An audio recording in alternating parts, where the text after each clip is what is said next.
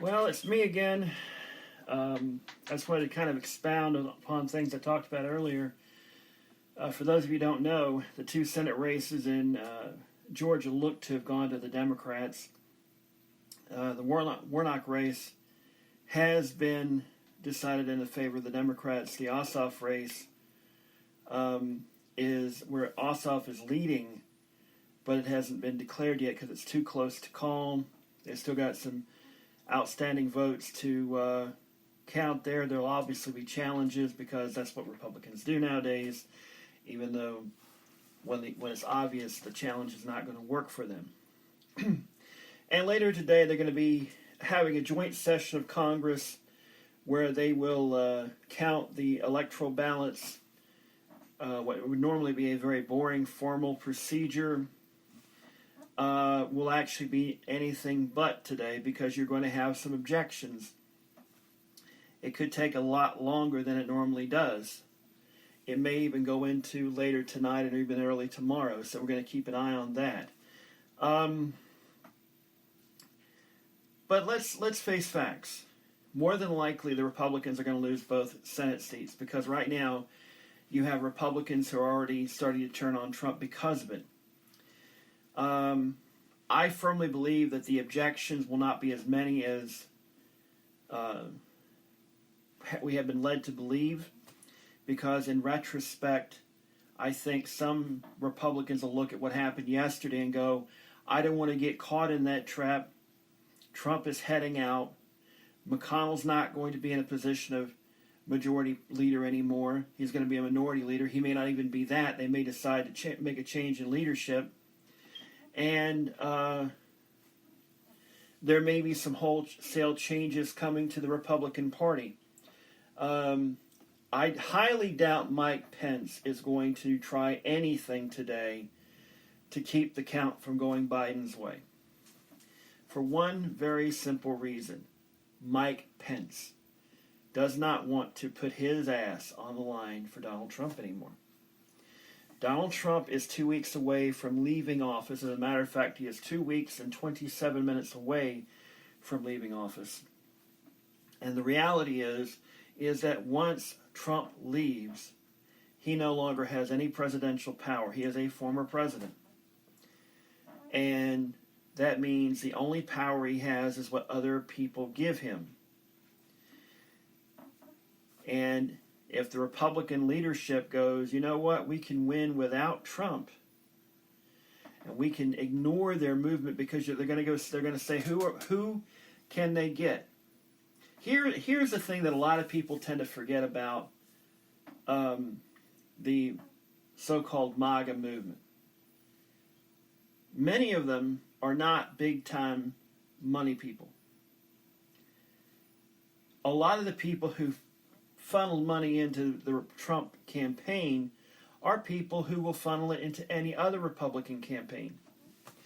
And if they believe that the Trump movement is dead, it doesn't matter what Trump says or these MAGA people or these Proud Boys or these other groups say, because they're going to be dealing with people who are going to go, you know what, Trump is no longer relevant. We're giving our money to new Republican leadership. Trump can go die for all we care. And that's what I think they're probably kind of hoping, is that once Trump gets out of office, he'll get so depressed, he'll be in so much legal problems that his health will give out and he'll die. I think that's what they're counting on, because he is in his 70s.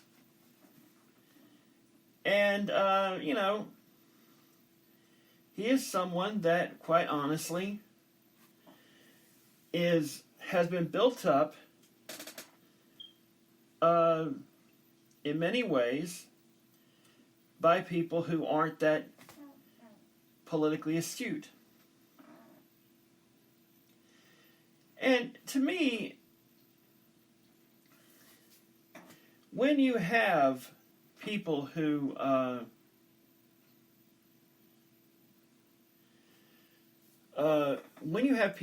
don't understand the way politics runs in Washington, in a way. I mean, it's like sausage making.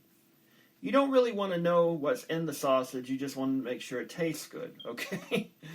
There are a lot of people complaining right now about all the foreign money going out the door. We've had foreign money going out the door for decades. Republicans do it, Democrats do it. I'm not so happy when either party does it. But in many ways, there's always a reason for it. There may be obligations we've made in the past we have to do for foreign relations. We may be doing it to make sure that China and Russia don't get their feet in the door there, which, you don't really want to think of it that way, because it is our tax money. We should ideally have it spent here, but we do proclaim ourselves as the leaders of the free world, and we do tend to think that we have to play a role in the world. That means sometimes you have to pay to play.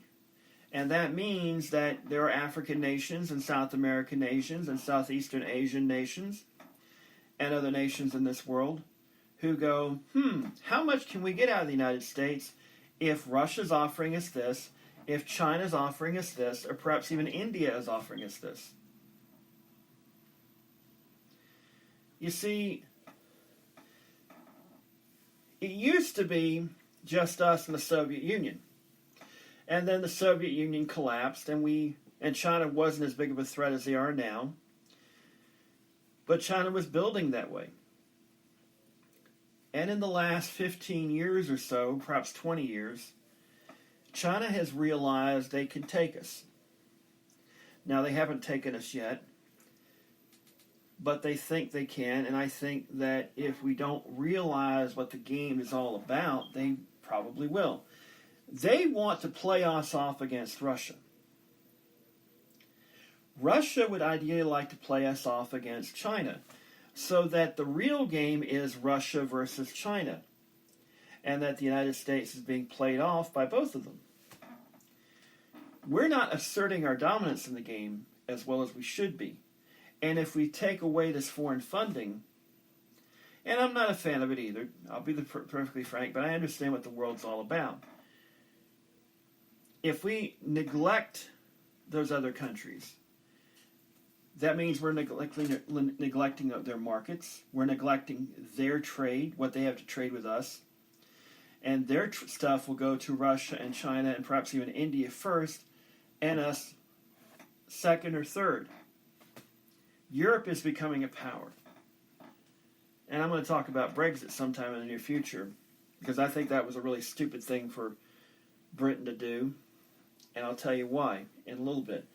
But here's the thing. The United States has to prove to the rest of the world that they are once again a progressive, democratic government that believes in civil rights, in human rights.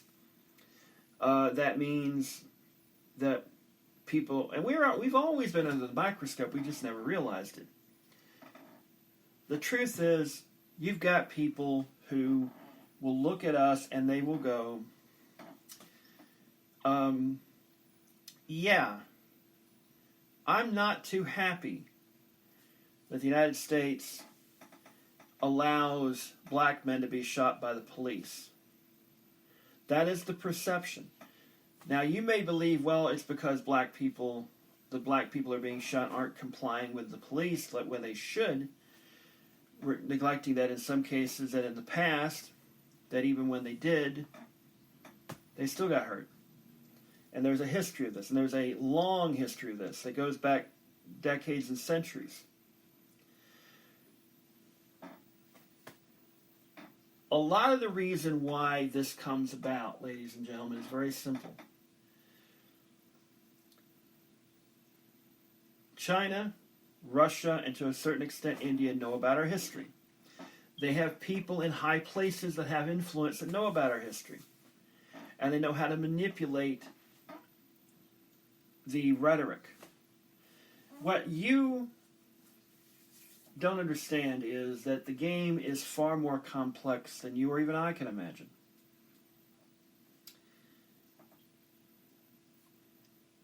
You may bemoan globalization and globalism and such. It's a real thing. It's not going away. We can try and pull up the fences around the United States and say nobody can come in. It ain't going to work because A, they'll fly over us. B, we owe a lot of people money, and they want it. They want to make sure we're doing good. And a lot of folks talk about, well, China's trying to destroy the United States. Well, here's the problem with that. We're China's biggest trade partner. Why would you try to destroy people that are buying your stuff? China's goal is not to destroy America. China's goal is to put America permanently in second or third place behind them and maybe Russia. Russia's goal is to put themselves first, China second, us third. And to be truthful, Putin doesn't really care if China's first or the United States is first, but he'd much rather have China second than us because unlike China, Putin has an actual beef with us.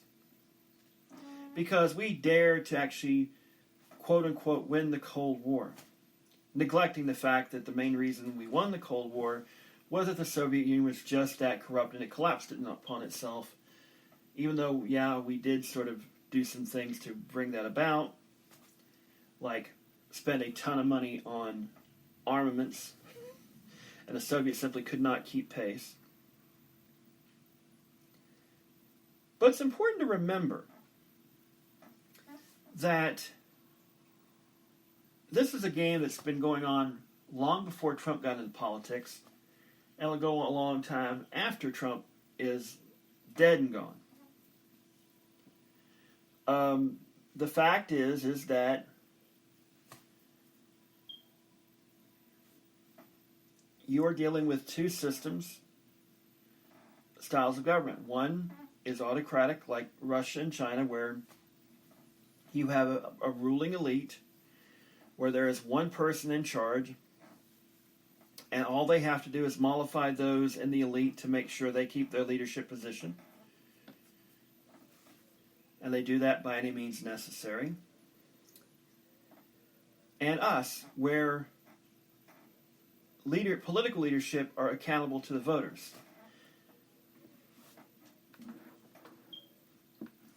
Now, you may go, well, Trump was voted in by the voters in 2016. Well, here's the problem with that. A, yes, he was. But it was a very close election. And it was an election that, in my viewpoint, has always been less about he won for himself. It was more along the lines of people didn't like Hillary Clinton. Now, a smarter politician, a more savvy politician, say George W. Bush, would have taken that and gone, okay, let me build some bridges across to the Democrats to get some stuff what they want to where I can look like I'm not a complete partisan hack, but the real stuff, the national security stuff, the big business stuff, I'll stay firm on, which is exactly what he did for the most part. There were some things he did work with Democrats with to a certain extent, but the problem was that the Democrats were so mad about what happened in Florida, and I'm going to be honest with you. Were there shenanigans going on in Florida? Yeah. But they were the usual bend the rules but not break the law shenanigans. And I've always said Al Gore lost that election, not in Florida, but in his home state of Tennessee, where he was leading but not devoting the resources. He ignored the real prospect of Bush winning that state, and he did. Gore's campaign stunk. He never negated the role of, God, who is that? Ralph Nader. Ralph Nader's role. He never undertook to try and undercut Nader by basically embracing some of what Nader was saying and basically having a discussion, basically making some wheeling and dealing, and basically convince Nader to step away from it, which has happened in the past. Nader did cost Gore some votes, but it's not because of Nader, it's because Gore's campaign didn't have the savvy to undercut the Nader campaign, but basically giving them some of what they want, but basically just enough to get Nader to get out of the race and to throw his support, whether it been wholehearted or tacit or whatnot, or reluctant, behind Gore. Had that happened, I think Gore would have won, but not by much.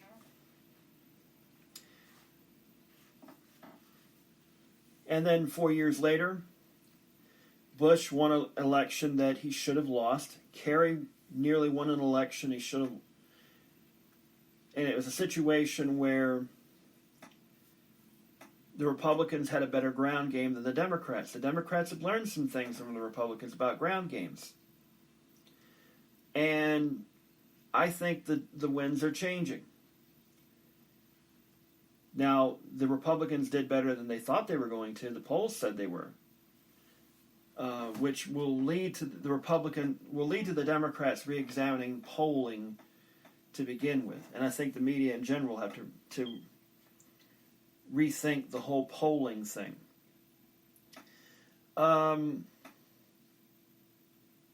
But you look at the last two elections. The Republicans didn't keep the hold of the Senate as well as they thought they would. They're now basically at 50-50. But the Democrats didn't win it as big as the polls, didn't win like the polls originally said they were going to. There were races they should have won, they didn't. And they've got to re-examine why that was.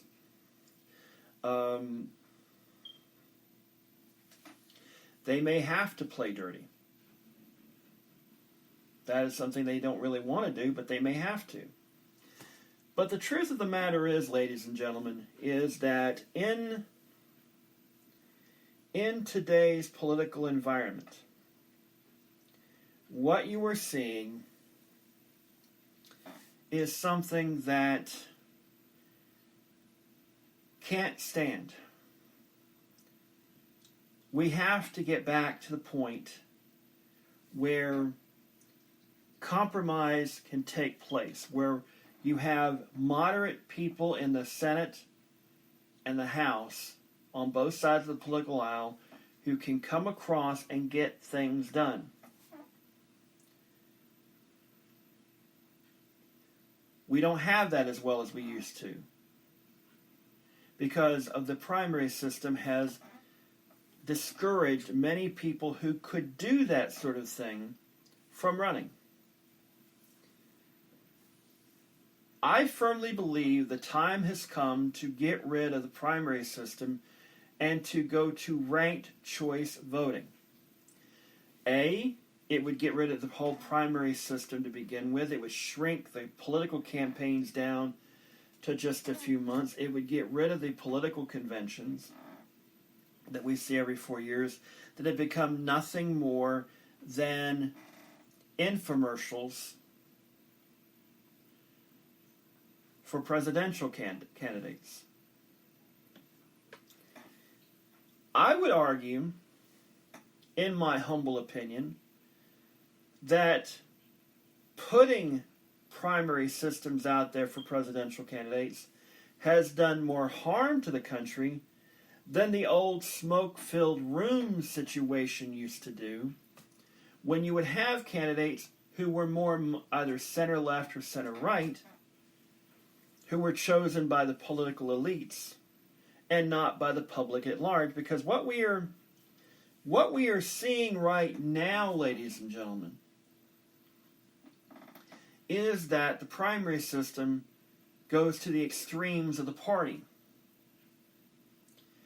In other democracies like Australia, Canada, Great Britain, whatnot, the parties nominate candidates through their membership. And these people are active members of the party. They're not just people who, yeah, they call themselves Republican or Democrat, they vote Republican or Democrat, but they don't go to Democratic Party meetings, they don't fundraise for the Democrats, they don't go out and, to me, having your candidates chosen by the core group of people would force people to get involved. And what it would do, in my opinion, would seek that you'd have more Democrats become more moderate and attract more of, and move the political needle from where it is right now, center right to center right, to more of a center left, where the Republicans would be seen as the radical party and the Democrats would be seen as more of the common sense center party with a progressive side that raises its ugly head occasionally in the eyes of the moderate wing. Progressives will always be a factor in the Democratic Party. They've been for a very long time. But the problem with people like AOC, Alexandria Ocasio-Cortez, I know I butchered that name, I'm sorry, and her squad, and other progressives like with Bernie Sanders and such, is that they don't understand the long game. That you're trying to bring the nation as a whole, including areas that don't particularly vote for you, to understand that this is good for the country. You have to convince those moderate to moderate conservative people that this is the way to go long term. It will be beneficial. Because a long time ago, the right wing understood the ground game, understood the grind. And that's why they're benefiting from 40 years of their rhetoric. You have to be willing to put in the rhetoric, put in the work, and not just give up if your side doesn't win. You have to be willing to convince people to move the needle from the right to the left. And I'm not talking about all the way across.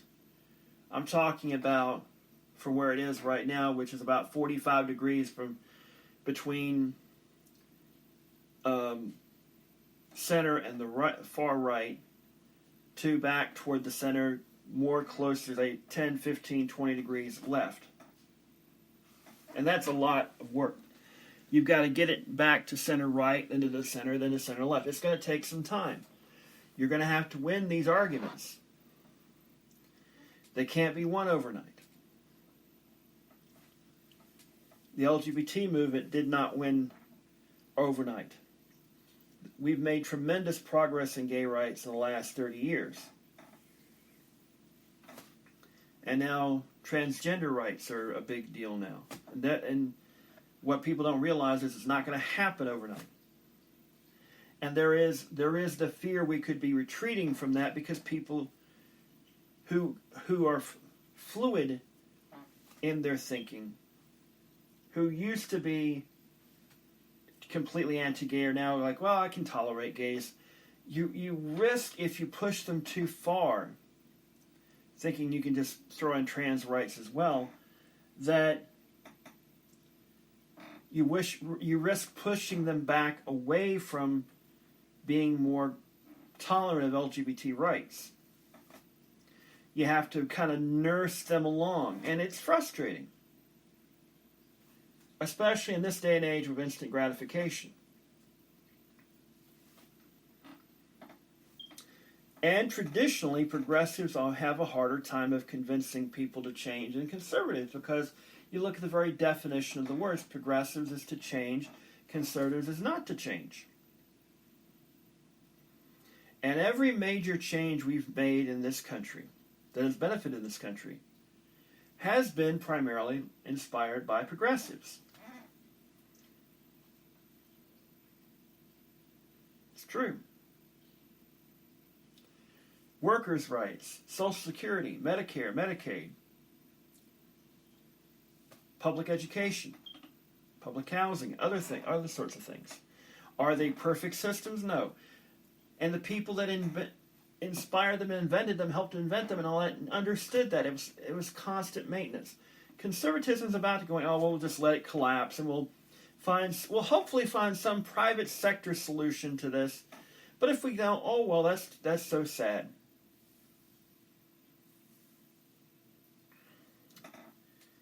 You see, that's the key to conservatism nowadays, is the fact that they want to not just ignore a problem, they just hope that maybe the private sector will do it, and the private sector will go, okay, we'll do it, but we'll do it for a price, and we'll pay it.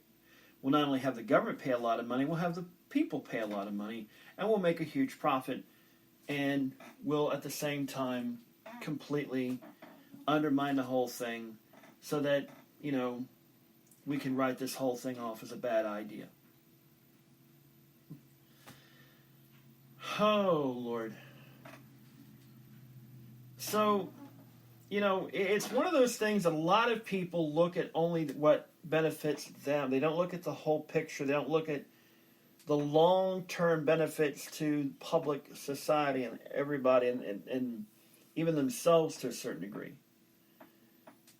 There are people in this country who have been poor for generations, who consistently vote against the very people that could do more to help pull them out of poverty. Where you look at other countries, those very same people will vote more left-wing, like in certain areas of England and Great Britain, they'll vote Labour instead of Conservative. Here you have people who go, and a lot of it is because they've been brought up going, well, the boss man has my best interest. No, he doesn't. His main primary interest is himself and his profit margin, okay? Let's get that out of the way. All right, if you think your boss knows better for you than the government, let's just correct that, because while I'm not a huge fan of the way the government has been run for decades now, big business doesn't always have your best interest at all. In fact, they rarely, if ever, do. And if you look at the bigger picture and look at things like I have from all the angles, the truth of the matter is neither party has really done as well for you as they should have. But if you had to make a decision, the Democrats have done more for people than the Republicans have, because the Republicans' primary interest has been the wealthy and the rich corporations, the international corporations, the corporate powerhouses. We are entering another robber baron era, and there were people who should have voted against robber baron parties, but did because they were told that it was beneficial, that it went against the very spirit of America, the individualism, the rugged individualism we've been brought up, and blah, blah, blah, blah, blah. When in truth, that has always been kind of an argument that has worked against average, everyday working Americans.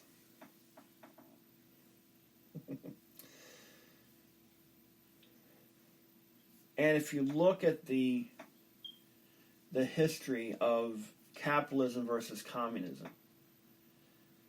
what it really works out is when you have a balance between socialism and capitalism. And for a while we had it. We had a strong government that could get taxes to do things that private corporations would not or could not do. And then under Nixon, to a degree, and it speeded up under Reagan, they basically went and said, okay, we're just going to stop government from doing anything because we're going to make the simplistic belief that big government is bad, all government is bad. For the simple reason that there's money to be made. There are people who believe that they can make money off of prisoners. That's why we have a private prison system, which generally does not work because instead of helping the prisoners learn the lesson and go back and become productive members of society, They're just being basically housed and fed there rather poorly. And, just sit them there and collect the money. And, when they go back out, maybe they'll come back and we'll make more money off of them. The private educational system is all about money. In theory, it's supposed to bring a better product. In reality, privately run for-profit corporate charter schools have proven more often than not to not deliver what they promise. Some do, most don't. And they'll use the examples of the ones that do to try and prop up the ones that don't. Because, heaven forbid, that you rob your child of a chance to get a great education that these kids are getting, but those very kids in the charter schools that are failing aren't getting because the charter school system is just there to make money. They don't really care about your children as much as they do care about making money. So, welcome to the real world, folks. It ain't as good as you think it is. It ain't as good as you think it is. And the people that claim to be for you. And I'm going to be honest with you, I have my issues with Democrats too. Both on the centrist and the progressive side.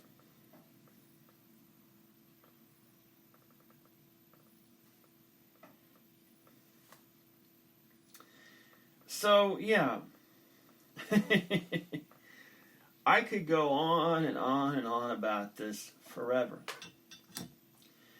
But the truth of the matter is that if you look at the modern day Republican Party,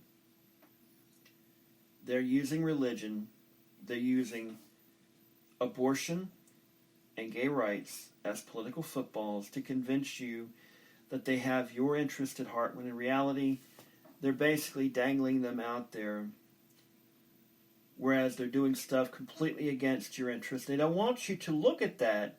They want you to look at, hey, we're going to ban abortion finally, or we're going to take rights away from gays. We're going to put the Bible in schools. We're going to put the Ten Commandments in schools, even though it's not going to matter. If you put the Ten Commandments in a school system, do you think people are going to constantly walk by and look at them and ponder them? Not really.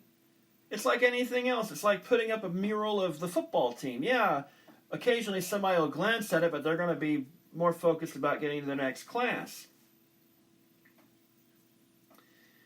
My grandfather, God rest his soul, had a great saying.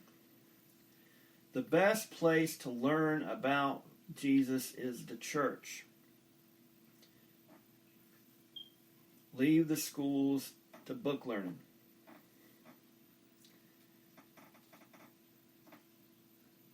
In my opinion, schools should be as neutral as possible when it comes to religion. Not completely ignore it. Teach it in history as a factor in the way the world is right now. I'm all for teaching world religions to give you basic knowledge of what religions are, what they believe in, and all this. Not to try and convince you to go to them, but simply to say, this is what a Christian is, this is what a Jewish person believes in, this is what a Muslim believes in, this is what, and give you kind of the various parts of those religions and whatnot, a basic understanding of them. The problem is you've got people who will try and bring it in from an academic viewpoint, and they'll turn it into an evangelical viewpoint and try to turn our school system into a theocratic system, which never works. It will completely undermine the educational system. And I think part of the reason you have these people doing it is they want to bankrupt the public school system so they can bring in the private school system and that they can make money off of that. It's all about making money, folks. It ain't about religion. It's about good old-fashioned dollars and cents. And I learned that a long time ago. If you look at where the Republicans power brokers really, their allegiance really lies. It's not with the Christ, it's with the currency. Okay? It's all about money. Okay? If you think Donald Trump is a godly man, go look at the man's history, the real history. The history he wants you to forget about. Okay? Even the people that, I would dare say the people that supported him in New York City probably don't really like him. They just they didn't like Hillary all that much.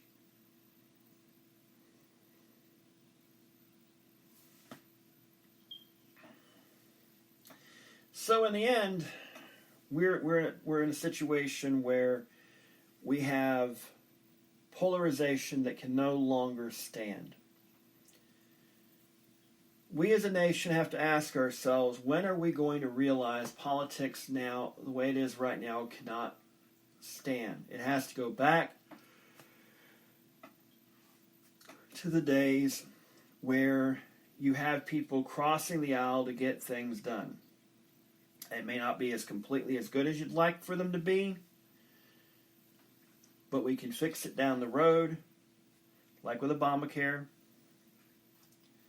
We have to find a way to make things work. And that means both sides need to have moderates in their party to cross the aisle to get things done. And that can't happen if we continue to have a political primary process that eliminates those kind of people who can make deals, who can build consensus.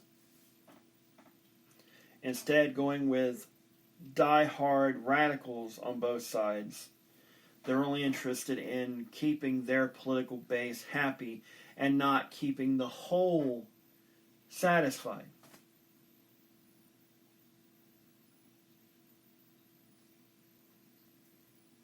We've gone away from a country where, in most democracies,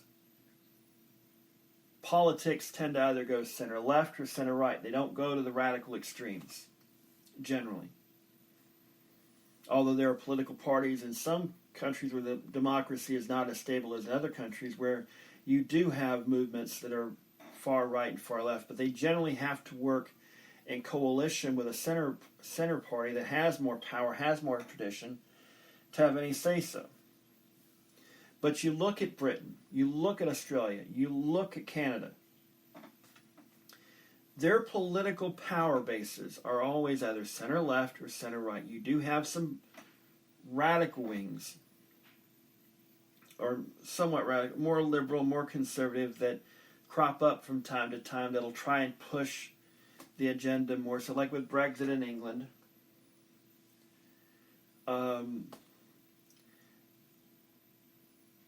but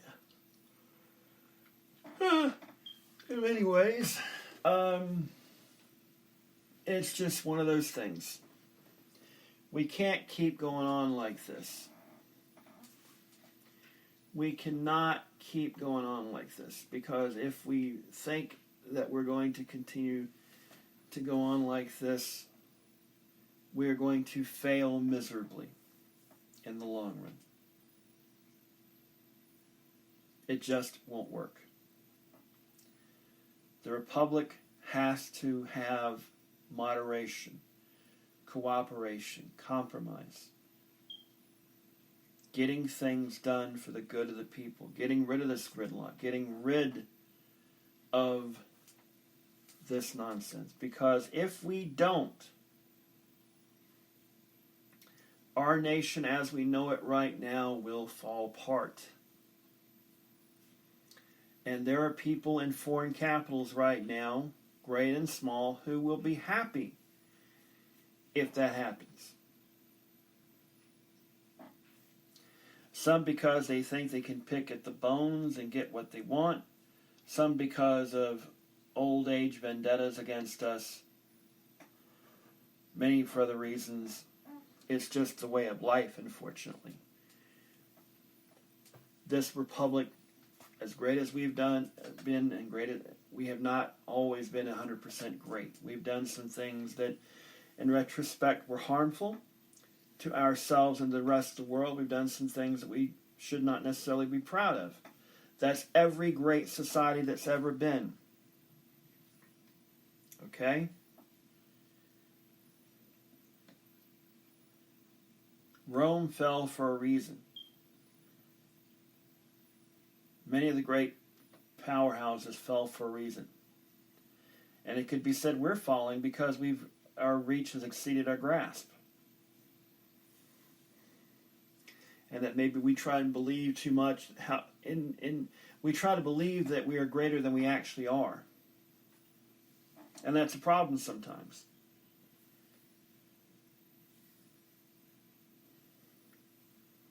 If we think we're better than we actually are, and we go out and try to prove it, well,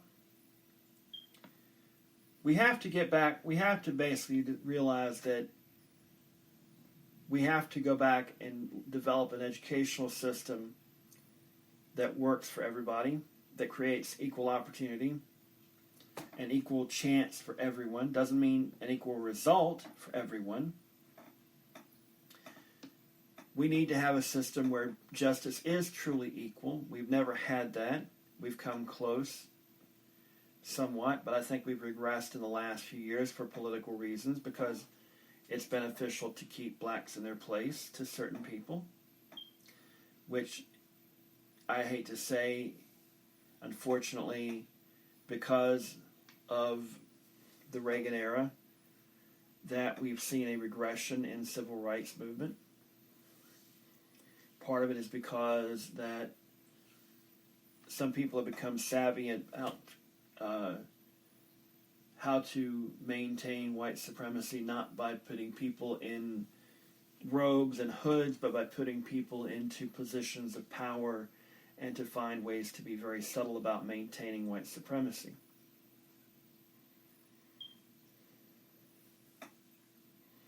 It is not so much from law enforcement as to make sure you keep the economic opportunities to only certain people.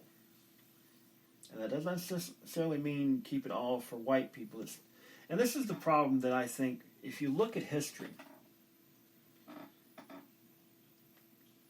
especially after the Civil War,